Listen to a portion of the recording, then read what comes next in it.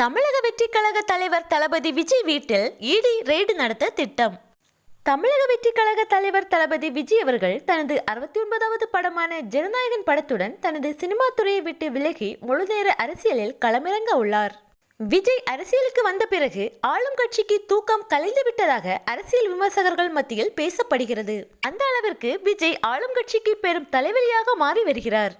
2026 தேர்தலில் விஜய் ஒரு வலிமையான போட்டியாளராக இருப்பார் என்பதில் எந்த சந்தேகமும் இல்லை. விஜயின் செல்வாக்கு மக்கள் மத்தியில் நாளுக்கு நாள் உயர்ந்து வருவதாக உளவுத்துறை வாயிலாக தெரிந்து கொண்டுள்ளது ஆளும் திமுக அரசு. முக்கியமாக பெண்களின் ஆதரவு விஜய்க்கு பெருகிக் கொண்டு இருப்பதுதான் அவர்களுக்கு பெரும் அச்சத்தை ஏற்படுத்த காரணம். தற்போது உதயநிதியின் நண்பர்களான ரித்தீஷ் மற்றும் ஆகாஷ் பாஸ்கரன் இடி ரெய்டில் சிக்கியிருப்பதும் அவர்களுக்கு மிகப்பெரிய அச்சத்தை ஏற்படுத்தியுள்ளது. திமுகவிற்கு இது 2026இல் மிகப்பெரிய பயத்தை கொடுக்கும் என்பதில் எந்த மாற்றமும் இல்லை. இடி ரெய்டுக்கான காரணம் என்னவென்று பார்த்தால், மோடியின் பதவியை தக்க வைத்துக் கொள்ள சந்திரபாபு மற்றும் நிதிஷ் நெருக்கடியை சமாளிக்க திமுகவின் 40 எம்பிகளும் மோடிக்கு வேண்டும். பாஜக எதிர்ப்பில் திமுக ஒரு சைடு, திமுக ஆதரவில் மோடி ஆட்சி, இதுதான் செட்டிங்.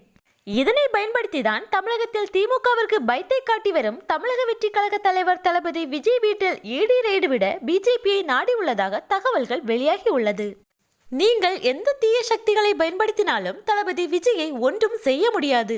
தளபதி விஜய்க்கு இருக்கும் மக்கள் பலம் நிச்சயம் அவரை 2026இல் முதல்வராக வைக்கும் என்பதில் எந்த சந்தேகமும் இல்லை. வெற்றி நிச்சயம். தளபதி விஜயின் ஆட்சியால் விரைவில் நல்லாட்சி மலரட்டும்.